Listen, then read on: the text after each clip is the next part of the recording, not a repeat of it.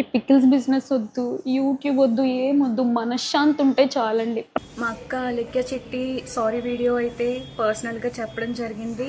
దాంతోపాటు పబ్లిక్లో కూడా అందరికీ చాలా మనస్ఫూర్తిగా రిగ్రెట్ అవుతూ తను సారీ వీడియో అయితే చేయడం జరిగింది.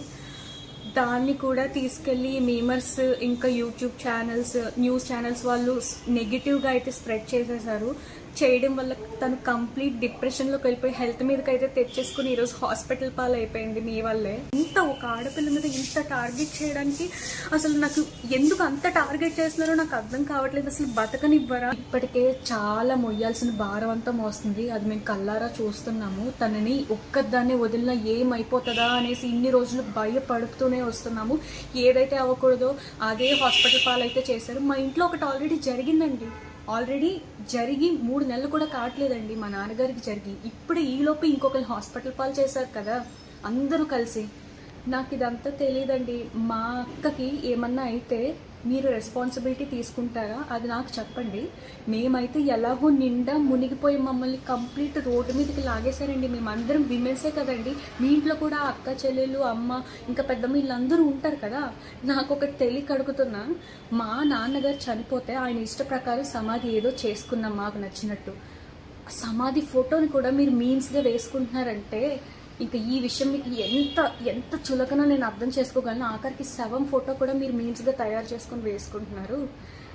నేను మీకు చెప్తున్నాను, మాకు సపోర్ట్ కావాలి, మేము ఆడవాళ్ళము, మాకు ఈ పరిస్థితిలో ఉంది, మిమ్మల్ని అడుక్కుంటున్నాం, మీమ్స్ వేయొద్దు, ట్రోల్స్ వేయొద్దని నేను మిమ్మల్ని అడుక్కుంటున్నాను. ఇంకా ఇప్పుడు ప్రోడక్ట్ ఆర్డర్ చేశారు, కొంతమంది ఏమో వ్యూస్ కోసం వచ్చేసి మా ఇంట్లో తన్నారు, నన్ను కొట్టారని ఇంకొకరు, అలా పెడితే వ్యూస్ వచ్చేసి అందరూ చూసేస్తారని ఇంకొకరు, అని వాంతు కక్కేస్తున్నట్టు ఇంకొకరు.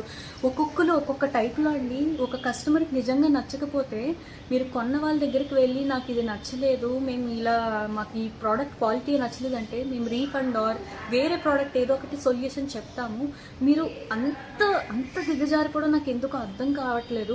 వీడియోస్, వ్యూస్, మనీ వస్తాయి అంతే కదండి. ఇంకొక ఆవిడ అయితే అలిఖ్య చిట్టి పికిల్స్ కొనేసాను, దాని నుంచి నేను డబ్బులు కోల్పోయాను, వేస్ట్ అయిపోయినాయి. ఇప్పుడు ఆవిడ మీద 11 వీడియోస్ ఏదైతే చేసిందో అందులోంచి బాగా డబ్బులు సంపాదించుకుంది. మీకు కావాల్సింది డబ్బు. మనిషి ప్రాణం కంటే మీకు డబ్బు కావాలి. ఇప్పుడు ఈరోజు మా అక్క ప్రాణంతో కొట్లాడుతుంది. అండ్ నేను లాస్ట్గా ఒకటి చెప్పాలనుకుంటున్నాను. ఇంకా ఇదే,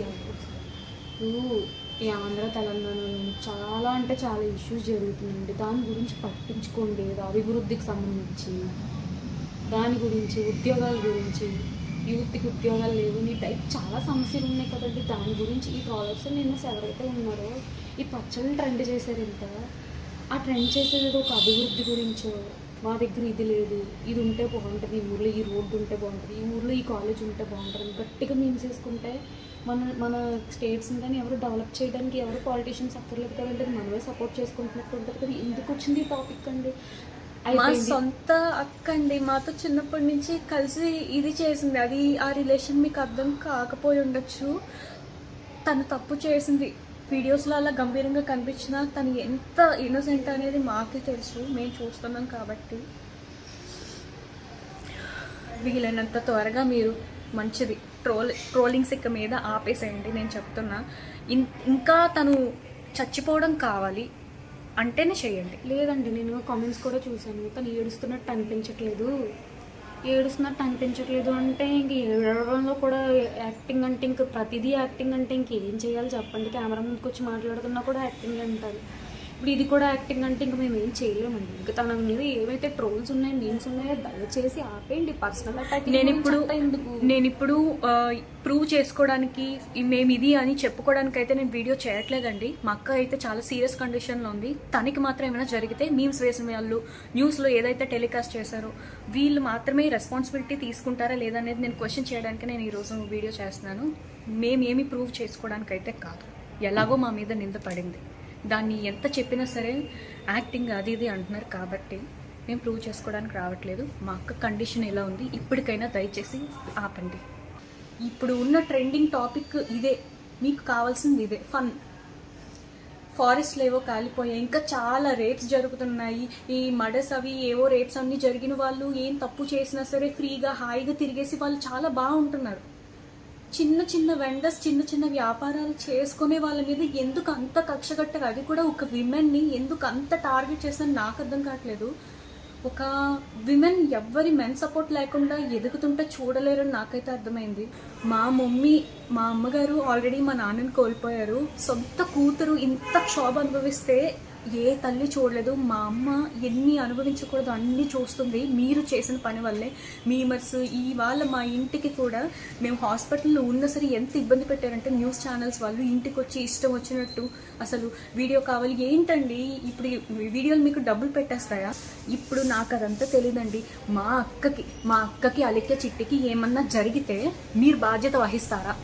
ఫస్ట్ స్టార్ట్ చేసిన మీమర్స్ అందరూ బాధ్యత వహిస్తారా? లేదంటే న్యూస్ ఛానల్స్ ఇంకా చాలామంది పబ్లిష్ చేస్తున్నారు కదా, సీన్ క్రియేట్ చేస్తున్నారు కదా, వాళ్ళు బాధ్యత తీసుకుంటారా? నేను మా అమ్మకి ఎలా నచ్చ చెప్పుకోవాలండి? మా అమ్మని ఎవరు చూసుకోవాలి? ఇప్పుడు మా అమ్మకు కూడా ఏమన్నా అయితే మీరు ఏమన్నా చేస్తారా? మీరు బాధ్యత తీసుకుంటారా? నాకు అదొకటి చెప్పండి.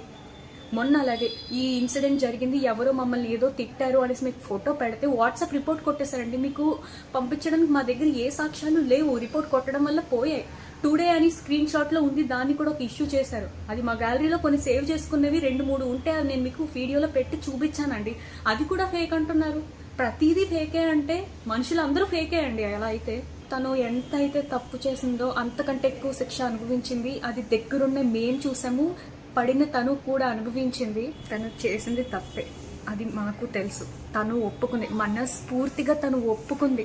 ఒక మనిషి తప్పు చేశాడంటే ఎంత పశ్చాత్తాపం పడుతున్నాడో అది మనం కూడా అంగీకరించాలి.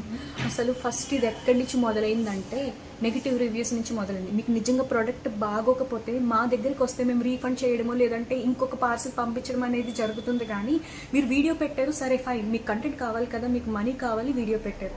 ఇంకొకరైతే 9-11 ఒకేసారి అన్ని వీడియోస్ ఎందుకండి మా మీద అంత మీరు కూడా అమ్మాయిలే కదా, పెట్టిన ఆవిడ కూడా అమ్మాయే కదా, అంత కక్ష ఎందుకు?